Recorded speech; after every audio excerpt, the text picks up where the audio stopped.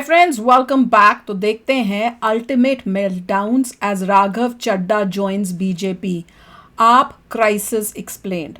तो वीडियो शुरू करते हैं। वीडियो शुरू करने से पहले अगर आप चैनल पर नए हो और आपने अभी तक सब्सक्राइब नहीं किया तो जल्दी से पहले सब्सक्राइब के बटन और बेल आइकन को क्लिक कर लो ताकि आपको हमारे सारे न्यू वीडियोस के नोटिफिकेशन मिल जाएं जैसे हम अपलोड करें। अगर आपको वीडियो पसंद आता है प्लीज लाइक एंड शेयर। चलिए शुरू करते हैं। भाई, राघव चड्ढा का बीजेपी में आने का जो शक था वो हमारा अब कंफर्म हो गया, क्योंकि बहुत पहले जैसे वो धीरे धीरे जिस तरह से कर रहा था उससे लग रहा था कि अब ये आप छोड़ेगा और अब यहाँ पे बीजेपी पे आएगा। क्यों? क्योंकि उसको दिख रहा है कि अब आप जो है उसका कोई फ्यूचर नहीं रहा दिल्ली के अंदर। तो चलो वीडियो देखते हैं और मजे लेते हैं। भाई, केजरीवाल जी ने एक बार कहा था, और मेरी थोड़ी बहुत पॉलिटिकल समझ कहती है कि शायद मोदी जी 2026 पूरा नहीं करेंगे प्रधानमंत्री।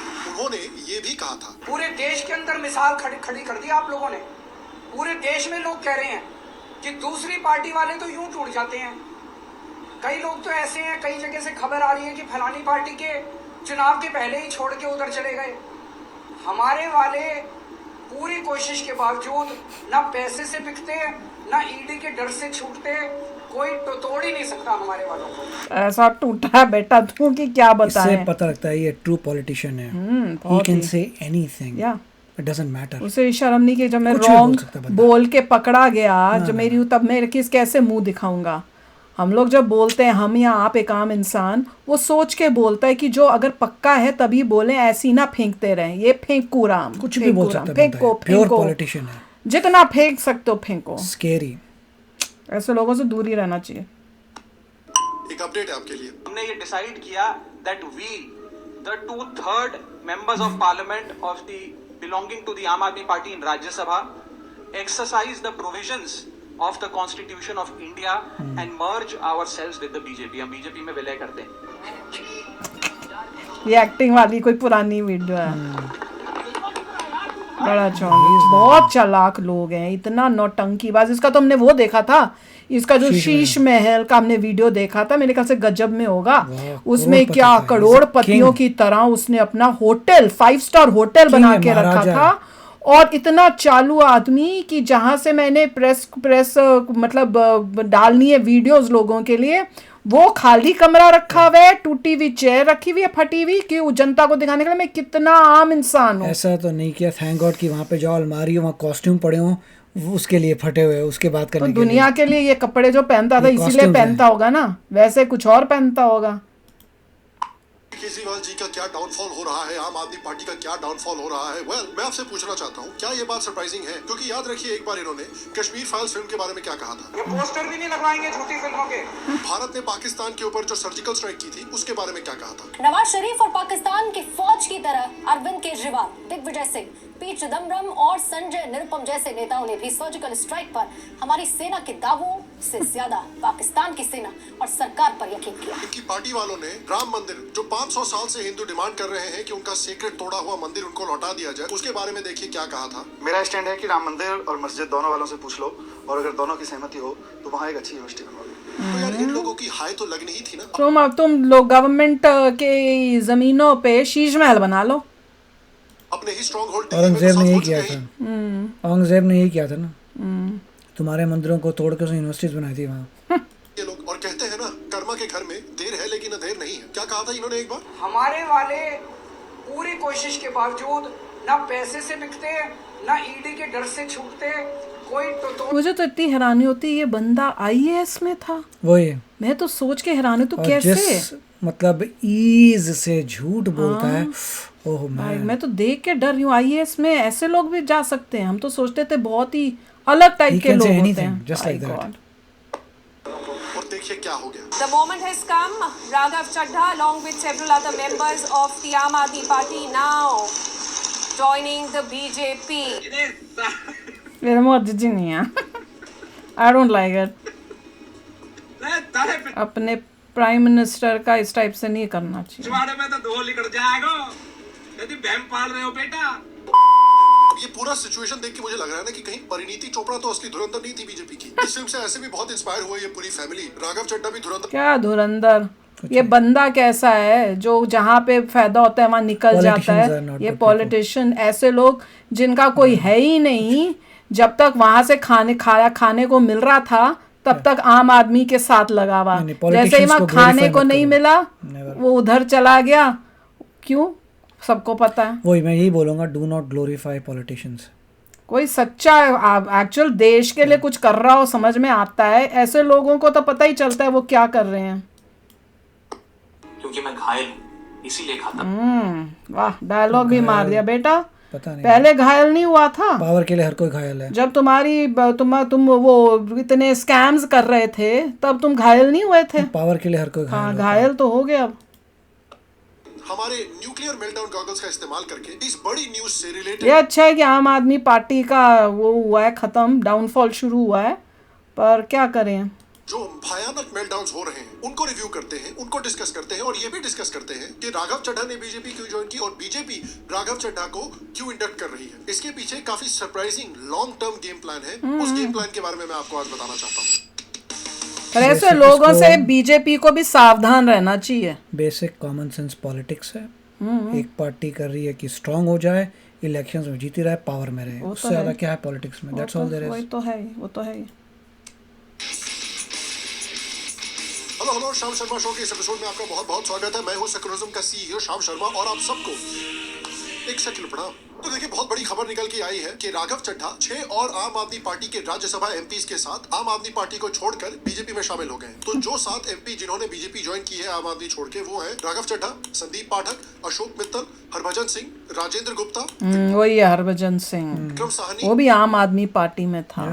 Oh my God. और स्वाति मालीवाल। और देखिए, ये पूरी सिचुएशन में एक बहुत कमाल की चीज है जो पता नहीं आपने नोटिस किया नहीं, कि केजरीवाल ने राघव चड्ढा को राज्यसभा डिप्टी लीडर की तरह हटाया था और राघव चड्ढा की पोजीशन इन्होंने अशोक मित्तल को दी थी। और अब क्या हुआ है कि राघव चड्ढा ने उनके खुद के रिप्लेसमेंट अशोक मित्तल को लेकर बीजेपी ज्वाइन कर लिया है। और वो भी पता है कि अशोक मित्तल क्यों गया, हमने एक वीडियो में हमें वो पता चल गया है, क्योंकि उसके ऊपर ईडी और बड़े केसेस हो रहे हैं। अब अपने आप को बचाने के लिए बीजेपी के अंदर।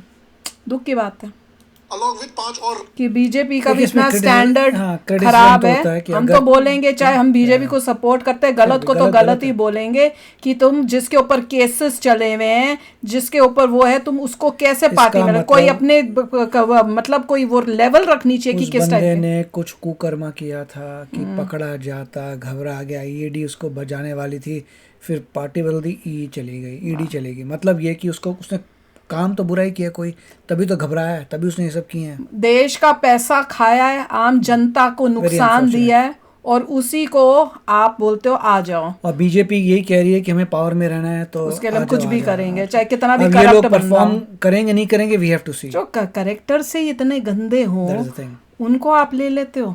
कोई है ही नहीं कोई लेवल कि हम कौन से लोगों को लेंगे, कौन से नहीं लेंगे।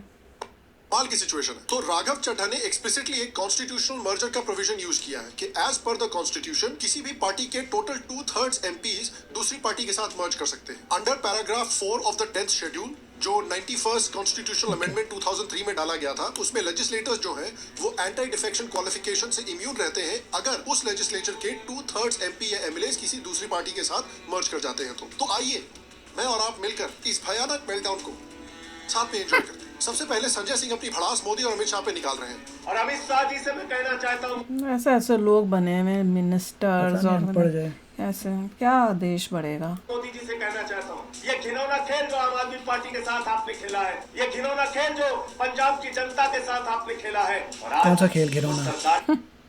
मूव करना घिनौना खेल हो गया? अपने लोगों को बोलो जो मूव करने निकल के जा रहे हैं, उनको बोलो ना, तुम्हारी पार्टी से जो निकल के जा रहे हैं उनको बोलो। खेल खेला जा रहा है, हमारे सांसदों को तोड़ा जा रहा है, उनको वो टूट गए ना, थोड़ा नहीं जा रहा, वो जाना टूटे चाहते हुए थे, वो पहले से ही टूटे हुए थे। तुमने रखे ही ऐसे लोग थे जो पैसे कमाने के लिए तुम्हारे साथ थे, जब दिखा कि भैया अब तो कोई फायदा नहीं, वो टाटा बाय बाय करके चले गए। अपनी पार्टी में शामिल किया जा रहा है। और अमित शाह ये न्यूज सुन के देखिए क्या कह रहे हैं। ये मैं क्या बना दिया है यार। आज ये है कौन जिसके ऊपर बनाया? बीजेपी के हेडक्वार्टर में जाके बोल रहे होंगे, जय श्री राम मित्रों। केजरीवाल कंप्लेन कर रहे हैं कि भाई देखिए, राघव चड्ढा मेरे 6 और एमपी लेके बीजेपी में चला गया है, और उल्टा जबकि उद्धव ठाकरे उसको बोल रहे अबे तू इतने में दुखी है, ये मेरे एमपी ले गए, एमएलए ले गए, सिंबल ले गए, अबे पार्टी भी ले गए यार। अरविंद केजरीवाल इतने शौक में है कि ट्वीट भी नहीं लिख पा रहे ठीक से। बीजेपी पे इल्जाम लगाने की कोशिश कर रहे थे, लेकिन धोखा की जगह धक्का लिख दिया शौक में आके। धक्का तो सर आपको लगा ही है। कुछ लोग बोल रहे हैं कि ये है आम आदमी पार्टी के जमील, हमजा और रिजवान। केजरीवाल अपने एमपी से ऐसे बात कर रहे हैं। जी बिल्कुल, अवामी मसाइल की अगर बात की जाए तो इस वक्त म्यूनसिपल कमेटी कोटशुका के अफसरान की नाअहली के बायस पूरा कोटशुका शहर कचरा कुंडी का मंजर पेश कर रहा है। इस वक्त मैं जिना कॉलोनी की गली नंबर 1 में मौजूद हूँ, जहाँ पर कचरा जमा होने से मुश्किल का सामना करना पड़ रहा है। हमारे साथ यहाँ पर शहरी मौजूद है, मजीद वो पीछे मुड़ेगा कोई भी नहीं उसका। डाल लेते हैं। जी बताइएगा किधर गए? ये सच्ची हुआ है। पाकिस्तान में कुछ ऐसा हुआ है। एक और मीम देखिए। ये केजरीवाल आ रहा है पीछे, बाद में सारी पुलिस भाग जाएगी क्या? एक एक को पकड़ के पीछे भी।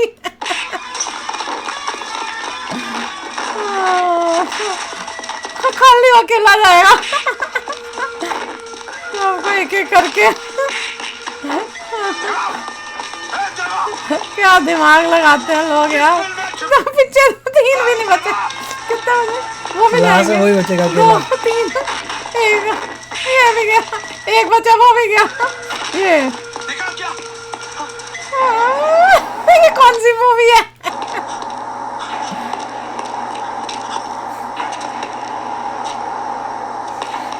देखिए केजरीवाल जी चड्ढा को क्या कह रहे हैं।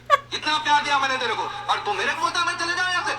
अरे 2 वक्त चोरों के हाथ का रोटी और 4 रात उसके साथ सोने को क्या मिलेगा? अन्ना को बुला दो, अन्ना को। इसके अलावा और देखिए केजरीवाल चड्ढा को क्या कह रहे हैं। कम से कम एक बार बता तो देते कि हम नहीं रहना चाहते यार। इस बार तो आपने कुछ कहा भी नहीं। आपको हम कुछ कहते हैं? ऐसे बोलता क्या? मुझे नहीं पता, बता ऐसे बोलता क्या? आप बताइए, हम आपको कुछ कहे हैं? मैं ऐसे। चलिए ठीक है, अच्छे पल इसकी आवाज को क्या हुआ है? ऐसी होगी, मुझे क्या पता। याद करेंगे, सुजोग को रखेंगे। और सोचिए जरा, राघव चड्ढा के जो नए इंस्टाग्राम फॉलोअर्स बने हैं, जो सोच रहे थे कि भैया ये तो बीजेपी के मेन ओपोनेंट बन के आने वाले हैं, उनका आज क्या हाल होगा। अब देखिए केजरीवाल तो दुखी है, लेकिन उनसे भी ज्यादा दुखी ये है। ये कौन है? उसको तो नहीं बोल रहे, वो कौन है? राठी, क्या नाम था उसका? ध्रुव राठी। ध्रुव राठी को तो नहीं बनाया हुआ, बताना कौन है ये। लग तो वैसा ही कुछ रहा है, अच्छा नहीं बना, इससे पता नहीं चल रहा।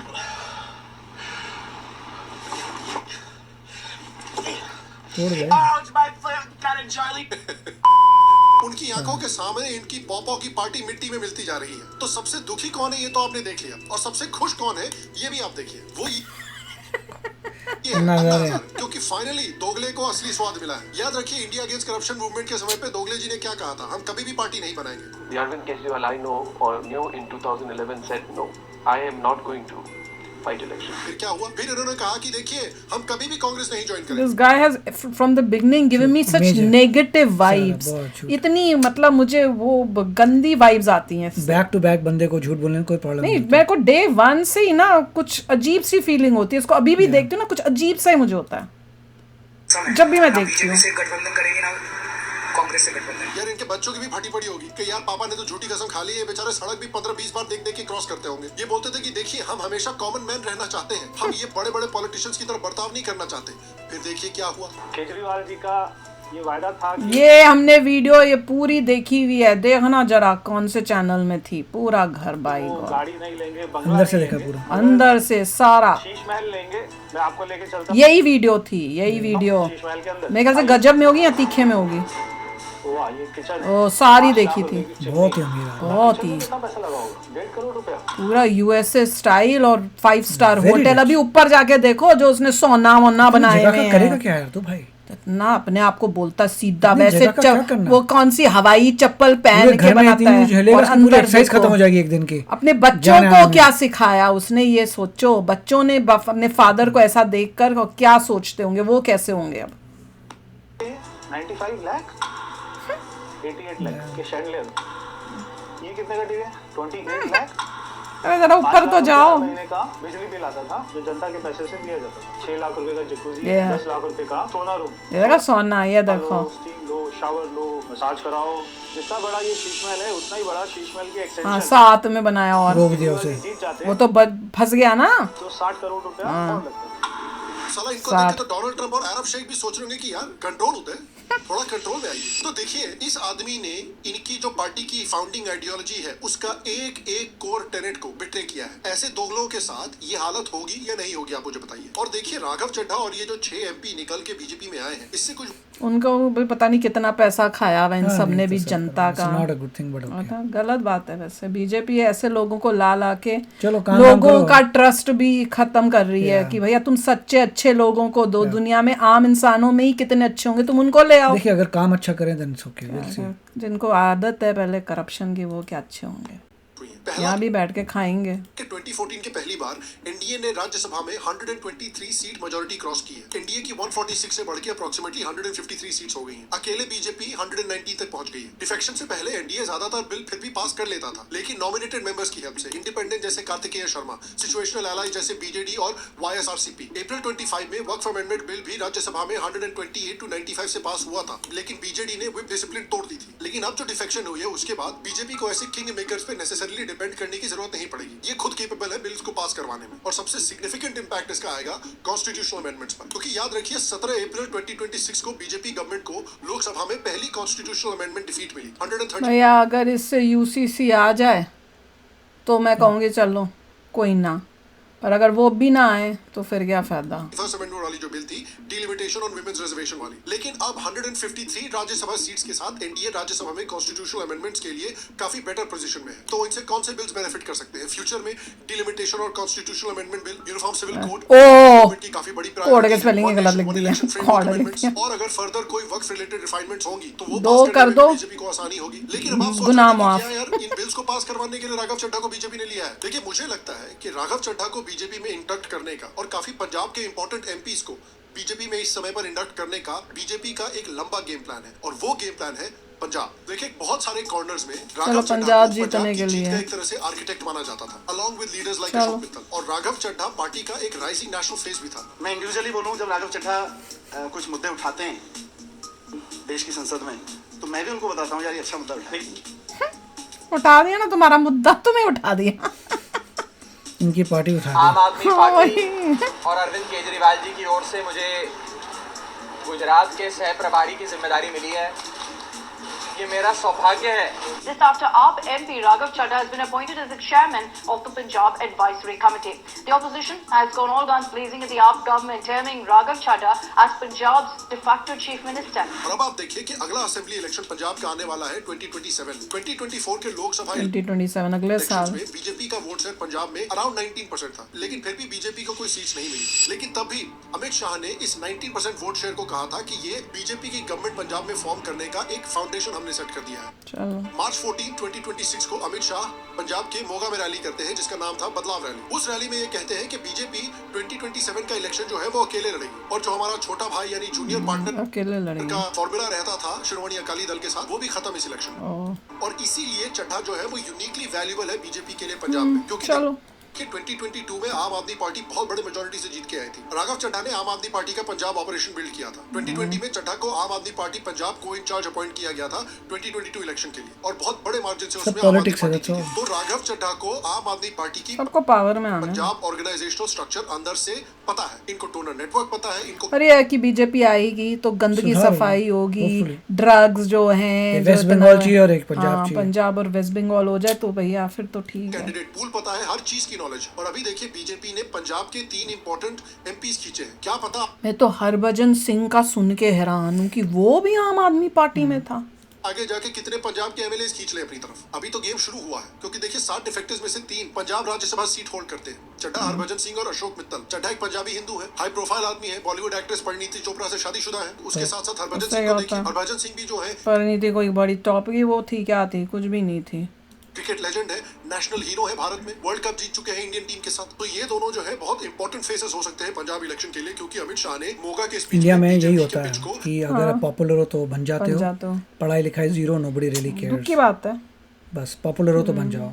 चलो जैसे जैसे नेक्स्ट जनरेशन और स्मार्ट और पढ़ी लिखी होगी, ये सब चेंज होगा। हिंदू सिख एकता के अराउंड फ्रेम किया था और किस तरह से गुरुओं ने हिंदू धर्म को बचाने के लिए अपनी जान दी थी। तो राघव चड्ढा का जो फेस है वो पंजाब में अर्बन हिंदू बेल्ट के लिए, खासकर लुधियाना, अमृतसर, जालंधर में काफी इंपॉर्टेंट रहेगा। हरभजन सिंह भी जो है वो फाइनली बीजेपी को एक बड़ा रिकॉग्नाइजेबल सिख फेस मिला है, जो नेशनल लेवल पे जिसको सब लोग जानते हैं, जो शायद शिरोमणि अकाली दल से टक्कर ले सकता है। स्वाति मालीवाल जो है वो एटलीस्ट दिल्ली एनसीआर में मीडिया में उनकी काफी स्ट्रॉन्ग प्रेजेंस है। ये काफी केयरफुली डिजाइंड पैकेज है बीजेपी को Hindi belt, Hindu only party की इमेज से बाहर निकालने के लिए और एक क्रेडिबल पंजाब कंटेंडर बनाने के लिए। और ये सब अचानक नहीं हुआ है। ये सजेस्ट करता है कि बीजेपी ने चड्ढा को बहुत पहले से, अप्रैल 2026 के काफी पहले से कल्टीवेट करना शुरू कर दिया था। तो चड्ढा जो है वो इस पार्टी में क्यों आए हैं? चड्ढा तो काफी वायरल हो रहे थे, हो सकता है कि अकेले क्या करेगा वो, पंजाब कैंपेन जब आप आम आदमी पार्टी नहीं उसका इंपॉर्टेंस दे रही तो प्रोमिनेंट रोल दे 2027 के लिए। स्टेट को इंचार्ज या सीएम का फेस भी हो सकता है, ऑल्दो वो अनलाइकली है क्योंकि बीजेपी की अपनी खुद की इंटरनल हायरार्की रहेगी। एटलीस्ट बीजेपी के मैसेज का चड्ढा पब्लिक मैसेंजर रह सकते हैं। हो सकता है कि जीतने के बाद उनको यूनियन मिनिस्ट्रियल पोजीशन दी जाए। तो स्ट्रेटजी ये रहेगी कि चड्ढा 2026 काम करके दिखाए कुछ अच्छा, फिर देना। 2027 में प्राइमरीली पंजाब से ऑपरेट करेंगे, फिर 2029 हो सकता है लोकसभा के लिए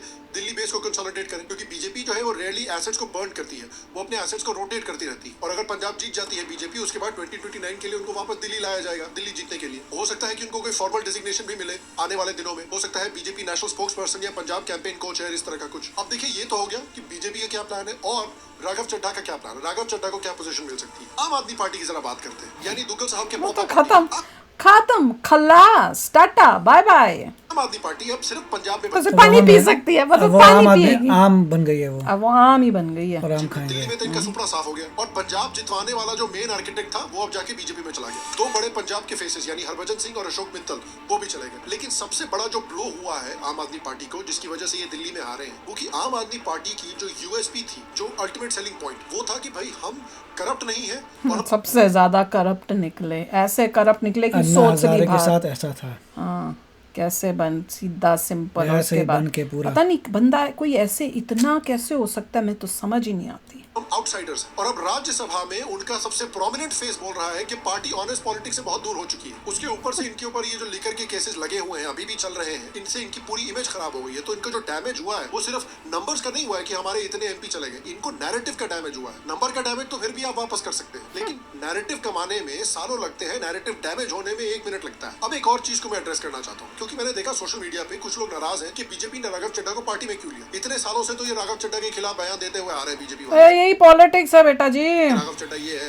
राघव चड्ढा करप्ट है, राघव चड्ढा खराब है। यार जरा एक सेकंड रुक के बड़ी पिक्चर देखिए। बीजेपी काफी सालों से पंजाब जीतने की कोशिश कर रही है और सक्सीड नहीं कर पा रही है। 2024 के इलेक्शन में एक भी सीट नहीं जीती इन्होंने। और पंजाब में क्या हो, जनता स्मार्ट होती तो ये सब करने की जरूरत नहीं होती, पर जनता ऐसी है, क्या करे कोई। रहा है कांग्रेस और फिर अब आम आदमी पार्टी के अंदर प्रो खालिस्तानी एलिमेंट्स और सेंटिमेंट्स बिना सिग्निफिकेंट पुशबैक के बढ़ रहे हैं और गवर्नमेंट हाथ पे हाथ धर के बैठी हुई है। और पंजाब यार एक बॉर्डर स्टेट है, नेशनल सिक्योरिटी के लिए बहुत इंपॉर्टेंट है पंजाब। और सिर्फ सिक्योरिटी ही नहीं, पंजाब की इकोनॉमी काफी सालों से बहुत बुरी तरह से स्टैग्नेट कर रही है। पंजाब का जो कल्चर है, इतना वाइब्रेंट, इतना महान कल्चर है, उसको ड्रग्स, गन्स, गैंग्स ये सब डोमिनेट कर रहे हैं। उनके म्यूजिक में भी यही सब भर गया सिर्फ। पंजाबी यूथ या तो ड्रग्स में जा रहे हैं या गैंग्स में जा रहे हैं। मैं बोला था, यही बात मैं बोल रही थी ना, आप छोड़ के कनाडा, खालिस्तानियों का सफाया होगा, ड्रग्स का सफाया होगा अगर बीजेपी आ गई।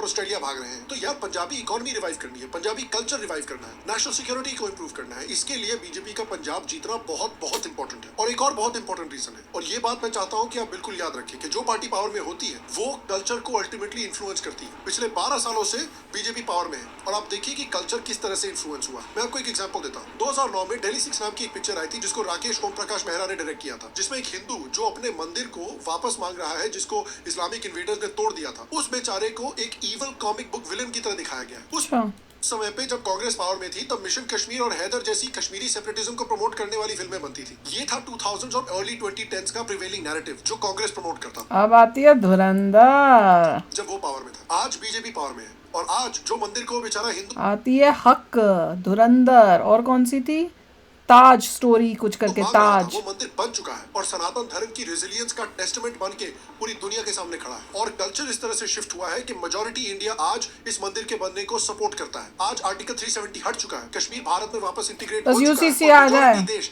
इस डिसीजन को सपोर्ट करता और है। उसके बाद आज POK हैदर और मिशन कश्मीर नहीं बल्कि Nothing more. ऐसी फिल्में सुपरहिट हो रही हैं। ये है वही बीजेपी तो का इम्पैक्ट। बोला था जब वो मैंने। पावर में है, उन्होंने पावर में आके लोगों का माइंड और देश का कल्चर चेंज किया। इसलिए मैं कहता हूँ ये एथिक्स की बकवास मत फैलिए कि we want to win the right way. नहीं हो सकता, पावर में आई कर लियोगे यार, कैसे करोगे राइट वे? और कल्चर और माइंड बदलिए। राइट वे पहले बीजेपी करती रहती थी, तभी आने कभी के नहीं आई। बाद अब ये काम क्या करेंगे वो देखना है। काम अच्छा कर दे तो ले आए, we understand, what will you do? Exactly. ये पॉलिटिकल पावर का सबसे इंपॉर्टेंट यूज है। तो बीजेपी को करप्शन करोगे then it was not a good move. करना है करिए और जीतिए, क्योंकि अगर आप सही तरीके से पॉलिटिक्स खेलना चाहते हैं और हार जाना चाहते हैं और फिर आप हार जाते हैं, तो फिर वही लोग जो आपको इस समय क्रिटिसाइज कर रहे हैं वो उस समय भी क्रिटिसाइज करेंगे कि देखिए ये तो हार गए, इनकी कुछ बस की नहीं है, आप तो बहुत नाइव हैं, आपको तो पॉलिटिक्स खेलनी ही नहीं आती। यही चीज वो बोलेंगे, क्योंकि देखिए पॉलिटिक्स अल्टीमेटली एक कट थ्रोट स्पोर्ट है और हर दूसरी पॉलिटिकल पार्टी हर एक डर्टी ट्रिक का यूज करती है, चाहे बैक स्टैबिंग हो, माइनॉरिटी अपीजमेंट हो, एक्सट्रीम कास्ट पॉलिटिक्स हो, देश में इंस्टेबिलिटी लानी हो, देश में दंगे करवाने हो, सिर्फ और सिर्फ इलेक्शन जीतने के लिए। तो वो लोग कुछ भी करने को तैयार है, तो आप भी साम दाम दंड भेद करिए, क्योंकि अल्टीमेटली कर लियोगे भाई। मैं मानता हूँ कि बीजेपी किसी भी दूसरी पॉलिटिकल पार्टी से भारत के लिए बेहतर है। और मैं आई एग्री। आपका अल्टीमेटली ओपिनियन जानना चाहता हूँ कि आपको क्या लगता है कि बीजेपी का राघव चड्ढा के लिए क्या प्लान है और राघव चड्ढा का खुद का पर्सनली बीजेपी ज्वाइन करने का क्या विजन है, वो क्या अचीव करना चाहते हैं। आपको क्या लगता है कि बीजेपी के अंदर उनको 2026 और 2027 में क्या रोल मिलता है? नीचे कमेंट सेक्शन में मुझे जरूर बताएं। और गाइस, आपसे अगले वीडियो में मुलाकात होगी और तब तक के लिए स्वस्थ रहें, सुखी रहें, फिर मिलेंगे। और आप सबको एक सेकंड प्रणाम। राघव चड्ढा तो अपने निजी फायदे के लिए आया है, उसका तो कोई मेरे को कोई डाउट नहीं है। रही बात बीजेपी क्यों कर रही है, क्योंकि बीजेपी को मेक श्योर करना है कि भैया पंजाब हो स्ट्रांग बन जाए पार्टी, तो जितनी ताकत होगी उतना इजी होगा जो भी आपको इम्प्लीमेंट करना है देश के लिए। तो मेरा तो बस ये होप है कि अब ऐसे स्ट्रांग हो के ये UCC ले आए तो और पंजाब में जीत जाए, वहाँ बंगाल में जीत जाए और देश का भला जैसे यूपी में किया है, बाकी जगह किया है, उस टाइप से crime, Khalistanis, anti Indian sentiments, इन सब को ख़त्म करें, करप्शन को ख़त्म करें। तो भैया अगर ले आए उनको तो ले आओ। और रहा बात कि उनको कितनी इंपॉर्टेंस देनी है, पोजीशन ऑफ पावर देनी है, प्रूव करो काम से पहले। तुम काम अच्छा करोगे तो तुमको करेंगे, करप्शन तुम्हें करने नहीं देंगे। बीजेपी में आने के बाद देश की सेवा करोगे, अपने पुराने पाप उससे तुम्हारे धोलोगे तो भी ठीक है। मेरा तो ये मानना है। अब आप भी कमेंट सेक्शन में लिखो आपको क्या लगता है। मिलते हैं नेक्स्ट वीडियो में बहुत ही जल्द। Till then take care and bye bye. तो अगर आप मेरे इस चैनल पे नए हो तो जल्दी से सब्सक्राइब के बटन को हिट करो और बेल आइकन को क्लिक करो, ताकि आपको मेरा जब नया वीडियो मैं लगाऊं आपको उसके बारे में जल्दी से पता चल जाए।